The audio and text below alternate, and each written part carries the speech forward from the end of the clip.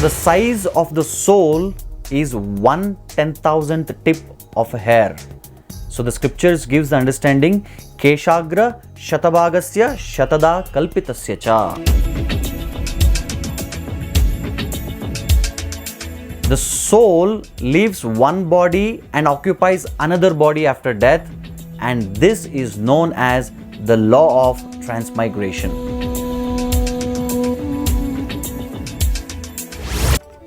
Now let us try to understand some more knowledge about soul.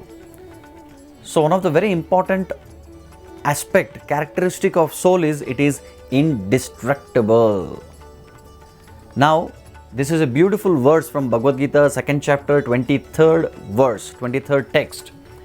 I have given a title for this shloka. I call it as the physics of soul. So what does this shloka say? It says, nainaṁ chindanti śastrāṇi nainaṁ dahati pāvakaḥ na cainaṁ kledayanty na śoṣayati mārutaḥ. Meaning, nainaṁ chindanti śastrāṇi. The soul can never be cut into pieces. It cannot be cut into pieces by any weapons, nor burned by fire, nor moistened by water, nor withered by the wind. That means you cannot cut it because it is so small and so tiny. So this explains the physics of soul. Now 24th verse, that is the next verse of Bhagavad Gita, explains the chemistry of soul. What is the chemistry of soul? It says, acchedyo adāhyo akledyo śoṣya nityaḥ sarva-gataḥ sthāṇur acalo sanātanaḥ. Meaning, acchedyo, it is unbreakable.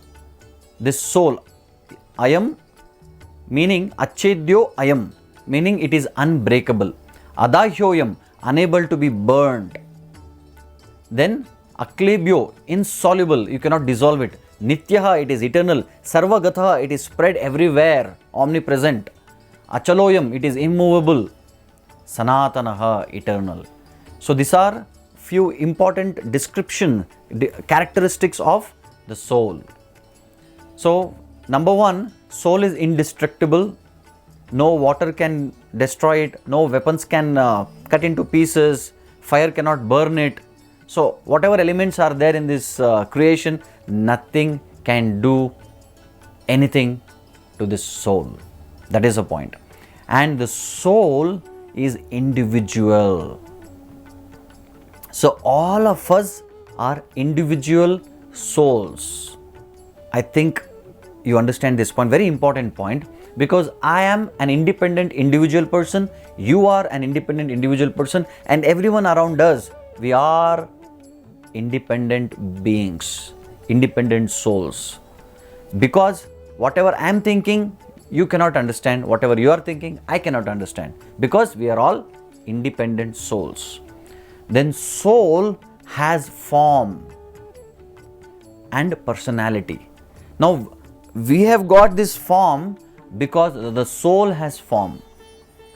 Just like if you have a cloth.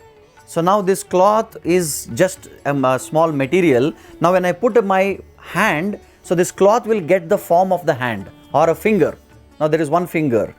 So similarly, so the soul has form, because of that all the body gets the form. It is not that soul has no form. Because the soul has form, the body gets the form. And soul changes bodies. Now I myself am the soul and I have got this body. I think in detail with experiment we discussed about this. So now I live in this body as long as this body is favorable for my living. If at all, if I meet with an accident or something very big injury happens to this body, then I cannot live in this body. I have to change the body. That is the point. The soul changes the bodies from one body to another body, from that body to yet another body. So like that it goes on and on and on until it achieves the perfection or self-realization. Then next question, what is the size of the soul? It's quite interesting. The scripture gives the description of the size of the soul also. It says, keshagra shatabhagasya shatada kalpitasya cha. You know what is the size of the soul? Kesha agra. So just take one hair and take that one hair and cut it into pieces, 100 pieces. And take one piece out of that and again cut it into further 100 pieces. And take one from that and further cut it 100 times. And take that one tip, and that too, that one small piece, the tip of that is the size of the soul. That means the size of the soul is 1/10,000th tip of a hair. That shows it is inconceivable. It is achintya, inconceivable. We can't even conceive, understand what is soul. Such tiny part, but it does so many things. Then where is it situated? Where is the soul situated in the body? So the scriptures says, even in Bagavad Gita, Krishna says, the soul is seated in the region of the heart. That is why whenever we try to say something about ourselves, we generally say, I am so great, I am this, I am that. So whenever we say I, actually we point out to our heart, chest part, because it is by intuition it happens, but actually there is a logic for that also. The logic why we say always like this, we don't say I am very intelligent, I am great, something like that. We don't show to any part of our body, but especially we show it to our heart, because the soul lives in the region of the heart, but it spreads its energy through consciousness, and that consciousness is spread through the blood, which we discussed in the previous episodes. Then what is the characteristic of the soul?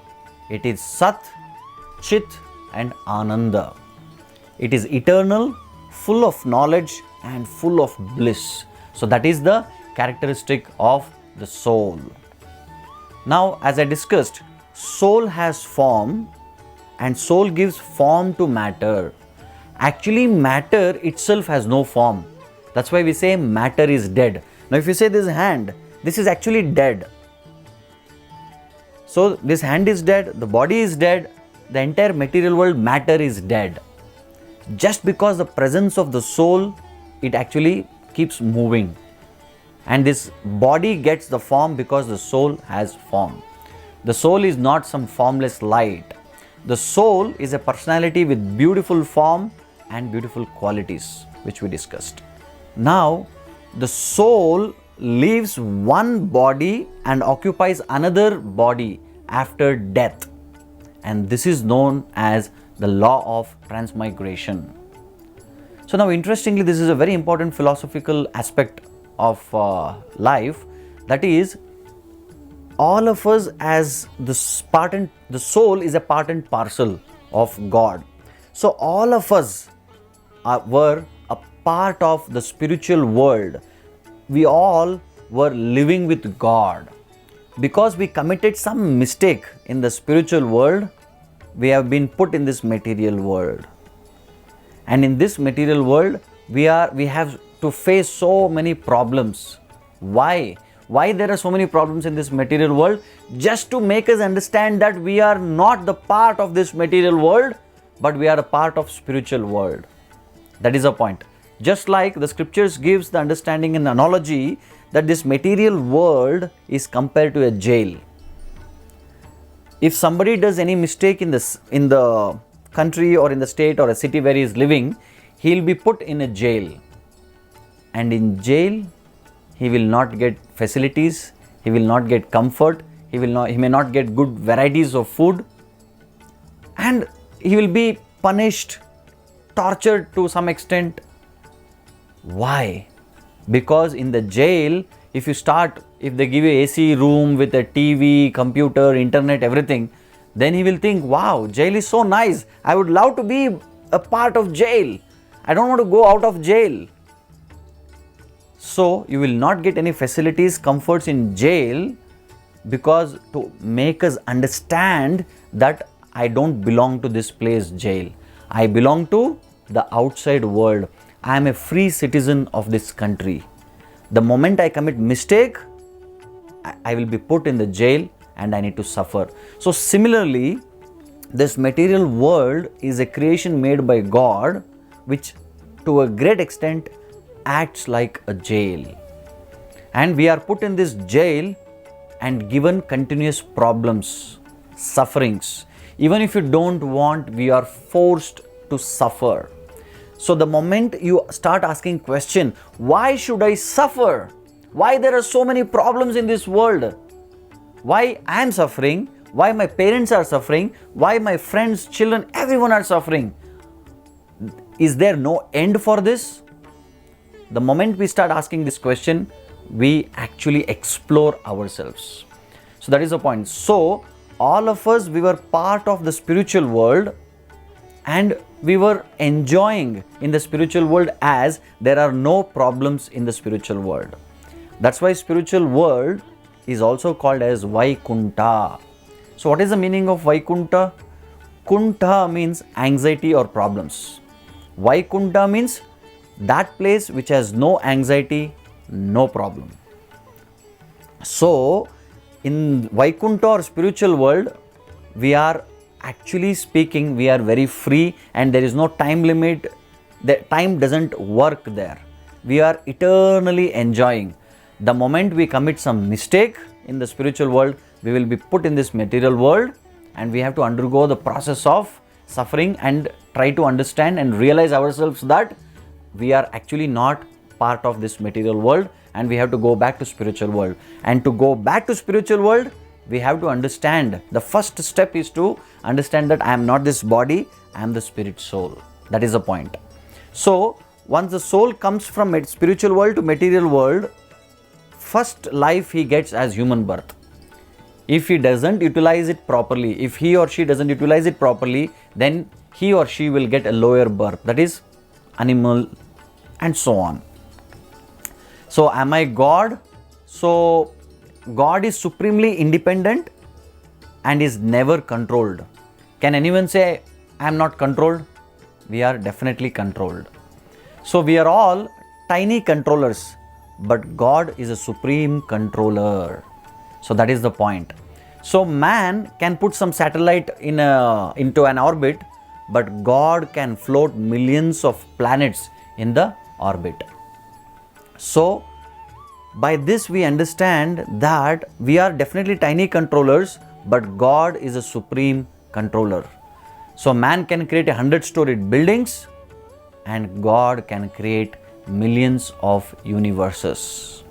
So with this, we have got sufficient understanding about the soul, and if you want to dive deeper into this subject, so kindly read Bagavad Gita 2nd chapter, and the entire 2nd chapter is filled with information about the science of soul.